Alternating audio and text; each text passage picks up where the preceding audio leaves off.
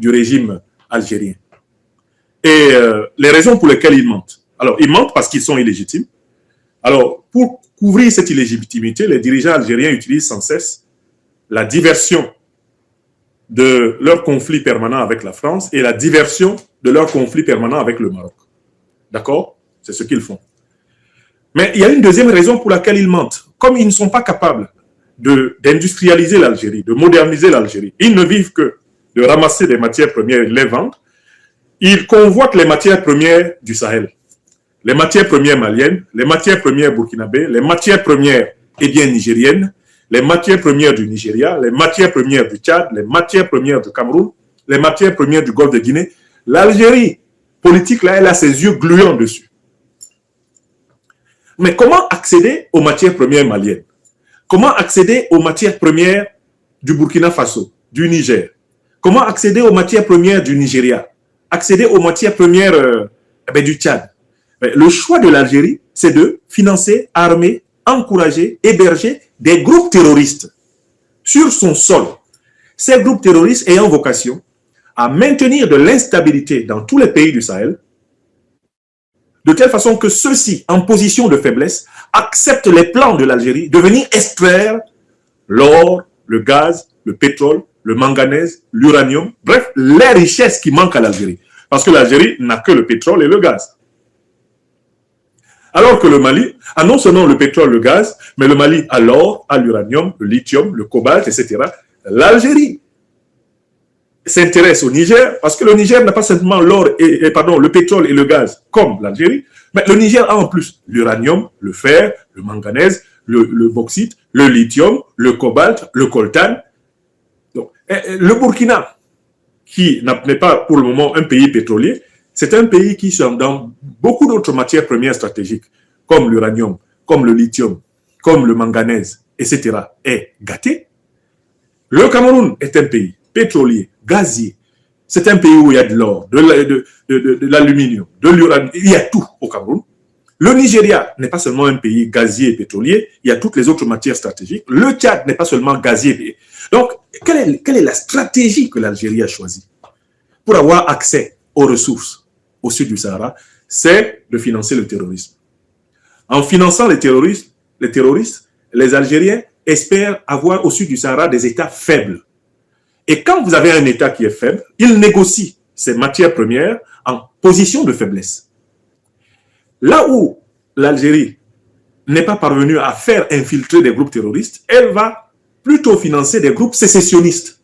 Des groupes qui vont tenter de décréter que telle ou telle partie du territoire malien, telle ou telle partie du territoire burkinabé, ou telle partie du territoire nigérien n'est plus dans la République. Voilà les deux stratégies choisies par l'Algérie pour mettre la main sur les matières premières au sud du Sahara.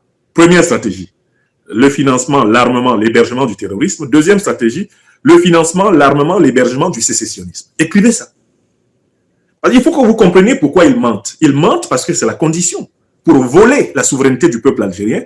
Ils mentent parce que c'est la condition pour voler les richesses des peuples africains. Pourquoi? Parce que le régime politique des généraux là, qui sont à la tête de l'Algérie, c'est un régime extractiviste. C'est-à-dire que toute leur activité, c'est de prendre, d'extraire et de vendre. Extraire, vendre. Extraire, vendre. Or, le modèle extraire-vendre ne peut pas durablement développer l'Algérie. Aucun pays au monde ne sait développer selon le modèle extractiviste. Extraire, vendre, ça ne développe pas un pays. Pour qu'un pays se développe convenablement, il faut qu'il transforme ses ressources naturelles en produits finis afin de récupérer la plus-value générée par le travail intelligent pour les populations de son pays. Il faut donc que ce pays devienne exportateur de produits finis vers le commerce international. C'est dans ces conditions que des rentrées de devises substantielles lui permettent de se développer. Or, l'Algérie, malgré toutes les recettes pétrolières et gazières qu'elle a accumulées, c'est un pays où le développement s'est à peu près concentré dans les grandes villes, mais dont l'écrasante majorité de la population croule sous le chômage, la sous-éducation, la sous-formation, et se précipite aux frontières de l'Occident à la première occasion. Donc, pour entretenir le modèle extractiviste. Ils sont déterminés à ne pas laisser le Sahel, fonctionner de façon optimale.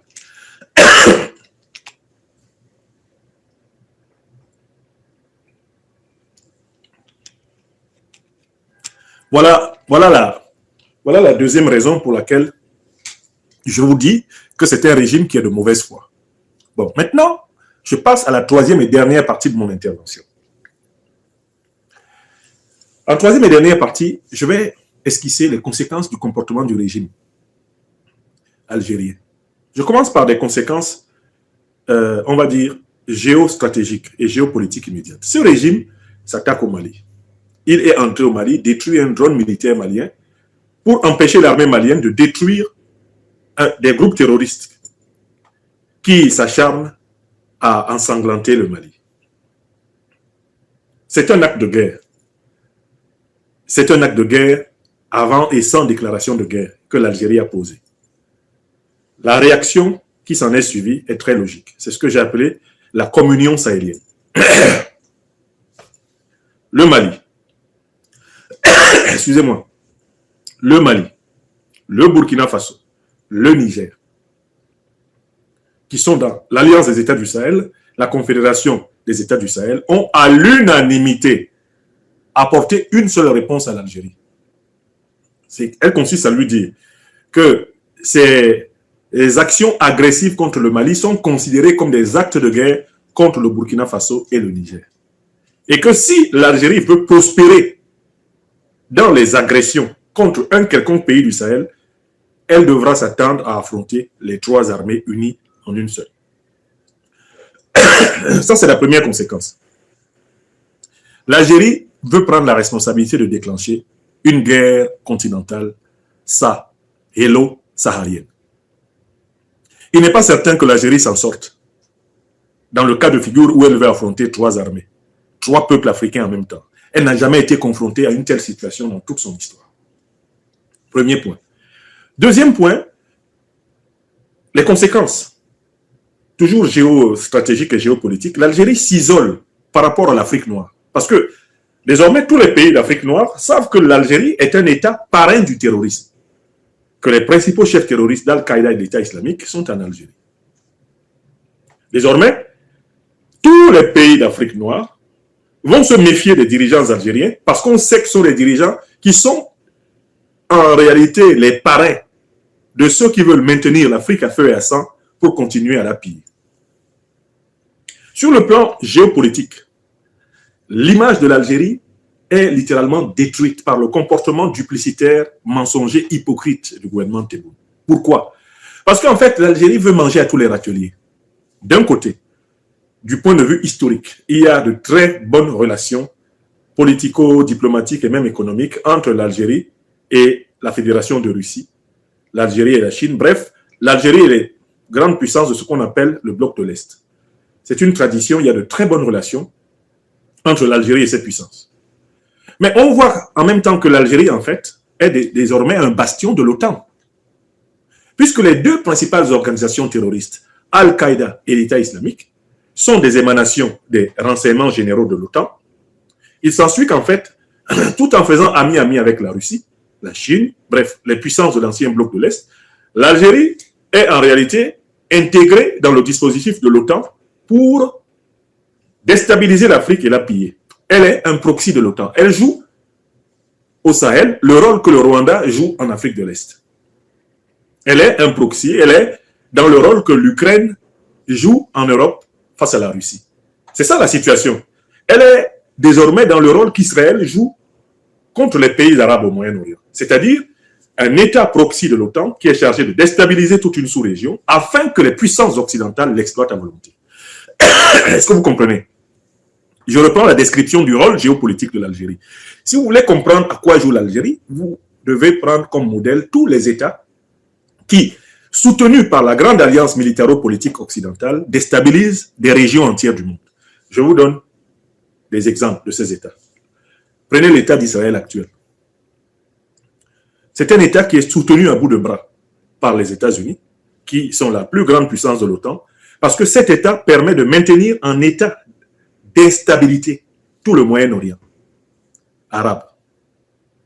D'accord? Donc Israël, en fait, ce sont les États-Unis déguisés par leur proxy pour contrôler le Moyen-Orient. L'Ukraine, maintenant, il n'y a plus de débat dessus. C'est en réalité un support de l'OTAN qui a été utilisé pour déstabiliser la Russie. C'est clair pour tout le monde? On descend en Afrique de l'Est, le Rwanda. C'était un support de l'OTAN utilisé pour déstabiliser toute l'Afrique australe. Le Mozambique, le Congo, le Rwanda et l'Ouganda sont chargés de les maintenir à feu et à sang pour que l'OTAN puisse se servir gratuitement en matière. Oui, mes chers amis, sur Franklin Nyamsiwa Cameroun, l'Afrique des libertés, partagez massivement. Ils essayent de nous interrompre. Ils essayent de nous interrompre. La vérité les rend fous, comme d'habitude. Les gens de mauvaise foi n'aiment pas la vérité. Et c'est un vrai problème avec certains de mes frères et sœurs algériens.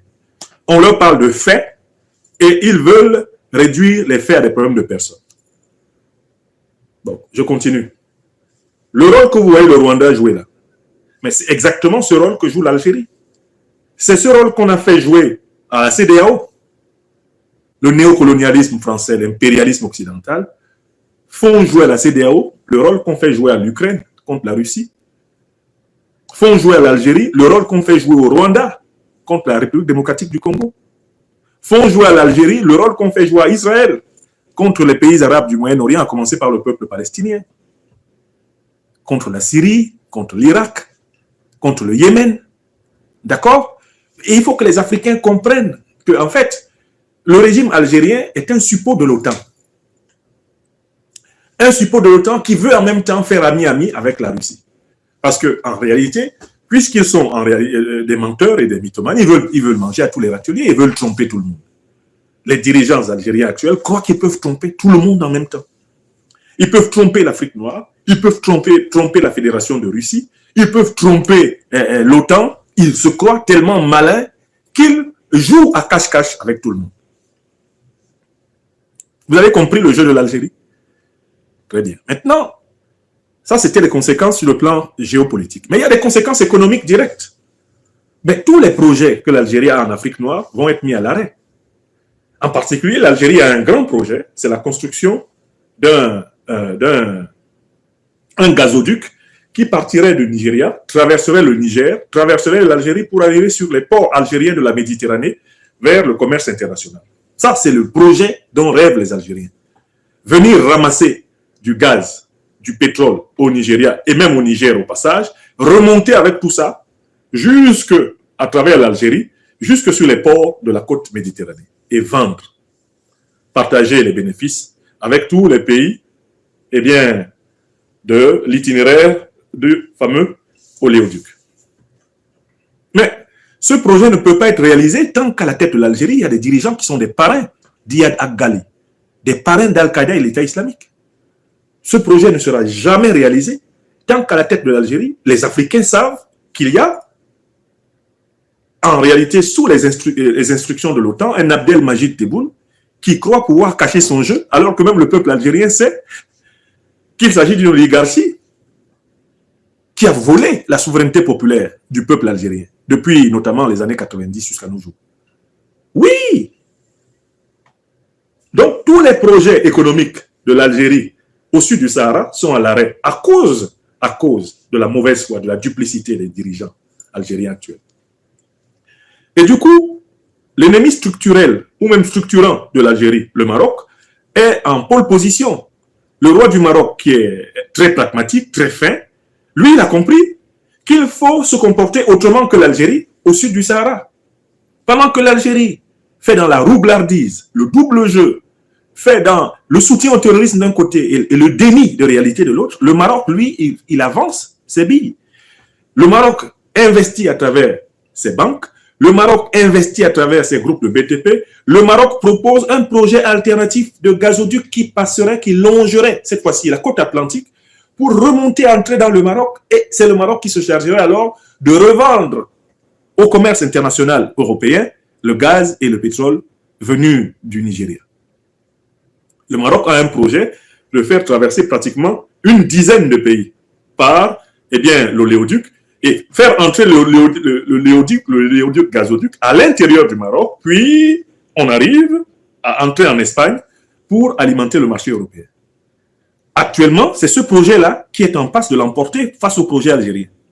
Parce que les Algériens, en tout cas, je parle ici des dirigeants algériens, à ne pas confondre avec le peuple, bien sûr, les Algériens, les dirigeants algériens sont réputés fourbes, indignes de confiance. Ils sont des gens de mauvaise foi.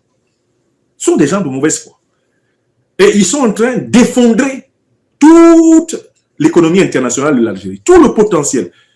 S'il y a un pays d'Afrique du Nord qui avait le plus de chances d'avoir des affaires rentables, juteuses avec l'Afrique noire, c'est l'Algérie.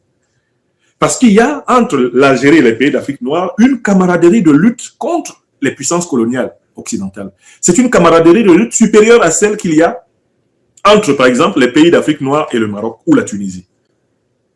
Mais la duplicité, la mauvaise foi des dirigeants algériens actuels est en train de couler tous les projets économiques qu'ils envisageaient avec l'Afrique noire. Personne de sérieux en Afrique noire ne croit aux Algériens là et ne peut faire des affaires avec eux. Mais vous ne pouvez pas avoir Iyad Al-Ghali chez vous. Vous ne pouvez pas avoir les dirigeants d'Al-Qaïda, de l'État islamique chez vous. On ne peut pas avoir autant d'Algériens qui sont à la tête de groupes terroristes qui ensanglantent l'Afrique noire et s'amuser à développer des relations de partenariat économique avec vous. Parce que vous n'êtes pas fiable. Autre conséquence économique, ils décident de fermer l'espace aérien. Ils décident de fermer l'espace aérien, eh bien, algérien, aux aéronefs qui partent du Mali. Ne s'étant pas rendu compte que le Mali est dans une confédération avec le Burkina Faso et le Niger. Ça fait un État immense comme ça qui vient d'appliquer la réciprocité. Si vous ne voulez pas que des aéronefs partant du Mali passent par l'espace aérien algérien, mais le Mali ne veut pas non plus que des aéronefs passant par l'espace aérien algérien passent par-dessus le Mali. Mais c'est la décision que le Burkina Faso prend dans la foulée, c'est la décision que prend dans la foulée le Niger. Quand vous cumulez le Mali, le Burkina Faso et le Niger, vous avez donc désormais pour tous les avions qui vont vouloir venir en Afrique de l'Ouest ou en Afrique centrale, un détour de près de 2500 à 3000 km. Les avions sont obligés de faire ça. Ils sont obligés de faire ça. Soit ils s'en vont longer la côte atlantique avant d'entrer en Afrique de l'Ouest, soit ils s'en vont longer littéralement la corne de l'Afrique, la corne supérieure de l'Afrique de l'Est, c'est-à-dire passer au-dessus de Djibouti, pour commencer à raser les murs, entrer en Afrique de l'Est, et à partir de l'Afrique de l'Est, raser les murs en Afrique centrale pour arriver en Afrique de l'Ouest. Ce sont des détours de 2500 à 300 km. Hein? Vous comprenez? Et voilà ce qu'ils sont en train de provoquer. Voilà ce que sont en train de provoquer. Eh bien, les dirigeants, excusez-moi, voilà ce que sont en train de provoquer les dirigeants, c'est parce que j'ai accroché là. Ah oui, ça va. Voilà ce que sont en train de provoquer les dirigeants algériens. Bon, il y a une autre conséquence à laquelle il faut s'attendre. C'est au niveau diplomatique. Les dirigeants algériens vont obliger la Russie et la Chine à choisir entre les relations privilégiées avec l'Alliance des États du Sahel et les relations privilégiées avec l'Algérie. S'ils continuent de participer à la déstabilisation, en effet, du Sahel et globalement de l'Afrique noire, ils vont obliger la Fédération de Russie à choisir. Parce que la Fédération de Russie ne peut pas s'engager comme elle l'a fait à combattre le terrorisme aux côtés de l'Alliance des États du Sahel et en même temps continuer d'avoir de bonnes relations avec l'Algérie qui, elle, alimente le terrorisme. Donc l'Algérie s'expose non seulement à saboter tous ses projets économiques de coopération internationale, elle s'expose à l'isolement diplomatique à l'intérieur des Nations Unies par son comportement, parce que la Russie va être obligée de tirer les conséquences de cette duplicité algérienne. Parce que ce que l'Algérie est en train de faire contre le Sahel, c'est ce que l'Ukraine fait contre la Russie. C'est ce que Israël fait contre les pays du Moyen-Orient. C'est ce que le Rwanda fait contre la République démocratique du Congo. Le jeu est clair, le jeu du monde est clair. On ne peut plus nous manipuler et nous tromper. Vous comprenez? Donc, les conséquences, quand je les analyse, aboutissent à l'isolement de l'Algérie, qui va se retrouver à un moment donné avec tous les groupes terroristes qu'elle a fomentés sur les bras. D'où je fais, en conclusion, la prévision suivante. Je vous donne un délai maximal de 5 ans pour voir éclater une guerre civile intérieure à l'Algérie. Qu'est-ce qui va provoquer la guerre civile intérieure à l'Algérie? Tous les groupes terroristes que l'Algérie nourrit dans le Sahara, qu'elle nourrit dans le Sahel, et qui ont leur base arrière à l'intérieur de l'Algérie, vont se retourner contre l'Algérie. C'est exactement ce qui est arrivé à la Libye de Muammar el-Kadhafi. Le guide libyen avait cette propension à héberger sur son sol des groupes de mercenaires qu'il n'hésitait pas à utiliser, Muammar el-Kadhafi, afin d'influencer la politique au Sahel. Plusieurs groupes de mercenaires, attaquant tantôt le Niger, attaquant tantôt le Tchad, attaquant tantôt le Mali, attaquant tantôt le Burkina Faso. Plusieurs groupes de ces mercenaires vivaient en Libye sous Kadhafi. Vous vous en souvenez ou pas? Mais quels sont les groupes qui ont été associés à l'OTAN pour détruire la Libye et assassiner Kadhafi? Les mêmes groupes de mercenaires que lui, Kadhafi, croyait pouvoir maîtriser, entretenir sur son sol pour influencer la sous-région, l'OTAN les a retournés contre lui. Parce que c'est l'OTAN qui les a créés. Al-Qaïda et l'État islamique, c'est des groupes de mercenaires créés par l'OTAN. Al-Qaïda a été créé dans les années 80 par l'OTAN pour combattre les soviétiques en Afghanistan. Et l'État islamique, on le sait maintenant, les documents ont été déclassifiés, a été créé par l'administration Obama-Clinton, eh bien, dans les années 2000, pour déstabiliser l'Irak, la Libye, l'Afghanistan, la Syrie et l'Afrique. Tous ces groupes-là, leur échec au Mali, au Burkina et au Niger signifie leur tentative de prendre le pouvoir en Algérie. Parce qu'en fait, la mission qu'on leur a donnée, à savoir renverser les gouvernements maliens, burkinabés, nigériens, échouant, pour continuer à vivre, ces groupes seront obligés de s'attaquer à Alger. Voilà pourquoi je prédis, sans risque de me tromper, que l'Algérie va connaître une guerre civile, comparable à la guerre civile libyenne. Si vous voulez savoir ce qui va se passer en Algérie, regardez ce qui se passe en Libye. Regardez l'état de la Libye actuellement. Et maintenant, je m'adresse à mes frères et sœurs, les Algériens. Ce qu'ils ne savent pas, c'est que quand l'OTAN vous utilise pour diviser les autres, c'est parce que l'OTAN se prépare à vous diviser vous-même. Je recommence. Quand l'OTAN utilise un pays dans ce monde pour diviser les autres, c'est parce que l'OTAN se prépare à diviser ce pays-là lui-même. Parce qu'en fait, ce qu'ils te font faire, ils vont te le faire. La méthode du diable. Quand le diable fait de toi un démon, c'est parce qu'il va envoyer des démons contre toi. Parce que le diable a constamment besoin de se diviser. Il vit de la division. Quand le diable fait de toi un démon, sache que le diable va faire des démons pour te combattre. Parce que le diable ne prospère que lorsque précisément il y a de l'inimitié entre tous ses suppôts. Le diable, c'est l'esprit de division. Et l'OTAN divise pour régner sur le monde. Elle utilise donc l'Algérie pour tenter de diviser le Mali, pour tenter de diviser le Niger, pour tenter de diviser le Burkina Faso, pour tenter de diviser l'Afrique noire. Mais l'OTAN ne manquera pas d'utiliser les mêmes forces pour diviser l'Algérie.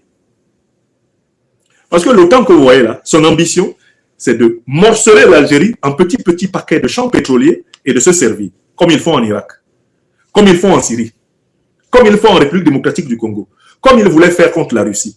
Vous avez vu comment ils se partagent l'Ukraine? Ils se partagent l'Ukraine comme un mouton dépecé de Tabaski. Vous êtes en train de voir? Ils veulent dépêcer l'Algérie. Je le dis solennellement à mes frères et sœurs, au peuple algérien que je ne confonds pas avec le régime corrompu d'Abdelmajid Tebboune. Je dis aux Algériennes et aux Algériens du monde entier, protestez et dénoncez la responsabilité du régime algérien dans la déstabilisation de l'Afrique noire. Ne vous associez pas à Abdelmajid Tebboune qui a trahi l'esprit de l'idéologie révolutionnaire panafricaniste du FLN canal historique. S'il vous plaît, Algériens, Algériens, ne vous associez pas au crime de ce régime. Car en fait, ce que ce régime est en train de faire, c'est qu'il est en train de semer les conditions de la guerre civile. en Algérie. Les groupes terroristes qu'il est en train de nourrir pour ensanglanter le Mali, le Burkina Faso, le Niger, le Nigeria, le Cameroun, le Tchad, ces groupes terroristes vont s'attaquer à l'Algérie avec le soutien des mêmes parrains de l'OTAN. Je suis le docteur Franklin Nyamsi Ouah Cameroun, Ouah Africa. Je vous parle depuis Niamey au Niger. Et je tenais à ce que ce soit noté. Écrivez ça. La déstabilisation de l'Afrique noire, qui est l'œuvre active sous l'égide de l'OTAN, des dirigeants algériens actuels, va se retourner malheureusement contre l'Algérie. Car l'ambition de l'OTAN, c'est la partition de l'Algérie. Vous avez compris? Ok. Quand ceci arrivera, vous vous souviendrez qu'un certain 9 avril 2025, votre serviteur vous l'avait dit. Mais ce n'est pas la première fois que je le dis. Il y a plus de 10 à 15 ans de conférences stockées sur ces réseaux sociaux que j'ai faites sur l'Algérie. Et chaque fois, j'ai prévenu les dirigeants algériens que leur instrumentalisation par le néocolonialisme et par l'impérialisme occidentaux se retourneront contre eux. Les terroristes qu'ils entretiennent chez eux, on leur fera retourner leurs armes contre l'Algérie.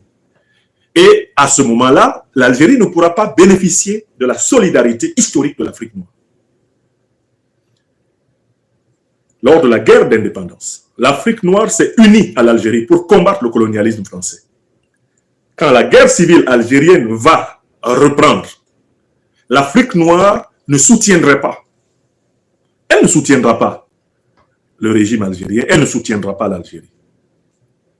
L'Afrique noire a déjà donné cette leçon aux Occidentaux dans leur guerre contre la Russie en Ukraine. Ils ont tout fait pour entraîner les Africains dans cette guerre. Les Africains ont dit, c'est terminé l'Africain cher à canon des guerres des autres. C'est terminé le tirailleur africain. Terminé. Vous allez chercher des problèmes avec la Russie, vous combattez seul. Ça a commencé par les votes à l'ONU. Vous avez vu comment ceux qui pensaient qu'ils allaient isoler la Russie en s'appuyant sur l'Afrique ont été déçus, y compris par des pays traditionnellement vassaux qui ont dit « Ah non, non, non, nous on n'est pas dedans ». L'Afrique a assez saigné comme ça pour des gens qui ne la respectent pas, pour des gens qui lui retournent la monnaie de l'ingratitude. Donc, quand éclatera la guerre civile algéro-algérienne, les Africains se contenteront de bien cimenter la frontière, d'y mettre toutes les infrastructures nécessaires pour anéantir tous les ennemis. Et les Algériens, avec leur guerre, ils auront le choix entre s'achever eux-mêmes en Algérie ou aller sur la mer pour aller en Europe. Il n'y aura pas de place pour descendre en Afrique noire. Parce que cette méchanceté envers l'Afrique noire, après les services qu'elle a rendus à l'Algérie dans sa guerre d'indépendance, c'est quelque chose que Dieu ne peut pas pardonner. Dieu n'aime pas l'ingratitude. Si véritablement Dieu existe encore dans le cœur de l'être humain, il regarde ce que l'Algérie est en train de faire au Sahel, il dira non, ce que tu fais, eh bien, va te faire. Voilà. Voilà les points essentiels de mon intervention ce matin. Je voulais tenir un discours de vérité. Je conclue par un mot à mes frères et sœurs algériens. Vous avez tendance, quand vous réagissez à nos analyses sur la situation géopolitique et politique africaine, vous avez tendance à en faire un problème de personne. Mais les Africains n'ont aucun problème de personne avec les Algériens. Je ne connais pas personnellement Abdelmajid Tebboune. Je ne le connais pas. Je n'ai pas besoin de le connaître. Il n'a même pas besoin de me connaître. J'analyse des faits. Je dis à mes frères et sœurs algériens qui sont sur les réseaux sociaux, arrêtez de participer à la mauvaise foi de ce régime. Asseyez-vous seul, prenez un miroir et posez-vous 3 questions. Est-ce que les dirigeants de mon pays, l'Algérie, protègent des chefs terroristes qui ensanglantent l'Afrique noire? Si la réponse c'est oui, arrêtez de soutenir Tebboune. Deuxième question. Est-ce que moi, Algérien, j'accepterais que l'Afrique noire héberge des dirigeants terroristes qui attaquent mon pays? Est-ce que j'accepterais que le Mali, le Burkina Faso et le Niger hébergent des rébellions qui attaquent l'Algérie? Si la réponse est non, alors désolidarisez-vous de Tebboune, parce que c'est ce que lui, il fait, avec les généraux corrompus qui sont à ses côtés. Et puis, il y a une troisième question. Regardez, frères et sœurs algériens, un miroir. Demandez-vous, est-ce que les Noirs, là, ce sont des hommes comme vous, des hommes et des femmes? Est-ce que les Noirs font partie de l'espèce humaine? Si la réponse est non, ok, mais vous voulez la guerre avec l'Afrique noire, vous l'aurez. Parce que si vous voulez imposer à l'Afrique noire la guerre, ben, l'Afrique noire, bon, elle sera obligée de la faire. Si vous ne reconnaissez pas que les Noirs africains sont des hommes, ben, les Noirs africains vont vous combattre. Puisque ça veut dire que la guerre de décolonisation et de libération de l'Afrique n'est pas encore finie.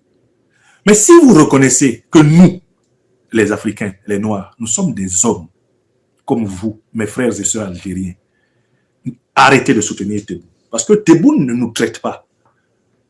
Le régime de Tebboune ne nous traite pas comme des hommes. Il nous considère comme des sous-hommes. Il nous considère comme, selon le mot extrait de la langue arabe, il nous considère comme des kafres.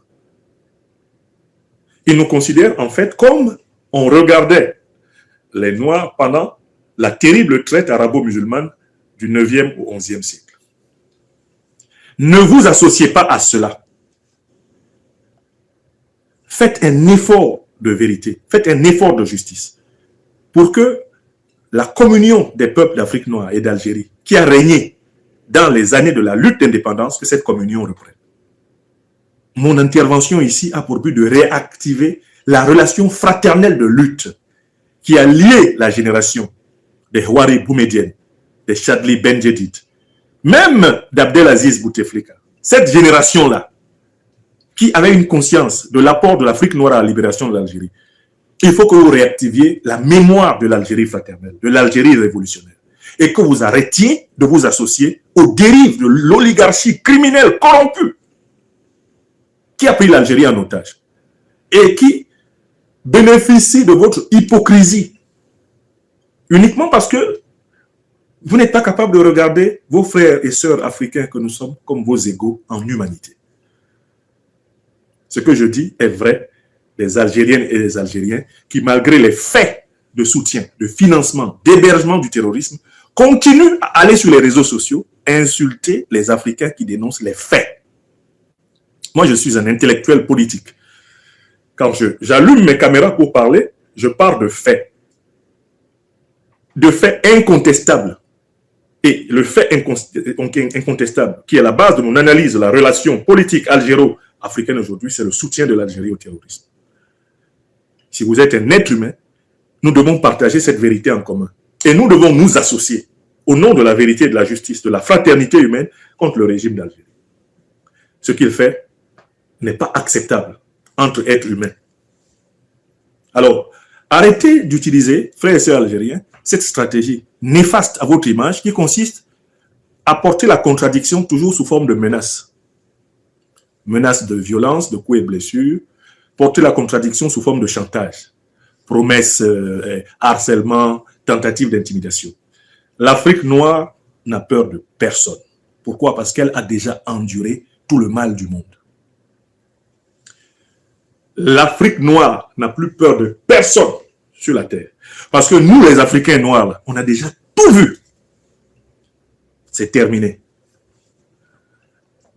Le langage de l'intimidation ne passe pas. Mais si on avait pu dire non à la France, non aux États-Unis d'Amérique, non à l'impérialisme occidental, ce n'est pas le petit impérialisme algérien qui va nous intimider. Écrivez ça. Écrivez. Celui qui peut dire non à plus grand peut dire non à plus petit. Oui ou non? C'est vrai ou c'est faux? Donc arrêtez.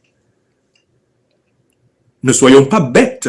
Construisons une relation algéro-africaine basée sur les bases fraternelles de la lutte d'indépendance pour l'égalité, pour la solidarité, pour des relations apaisées, prospères et pacifiques entre les peuples. Algériennes, Algériens, désolidarisons-nous du régime d'Abdelmajid Tebboune.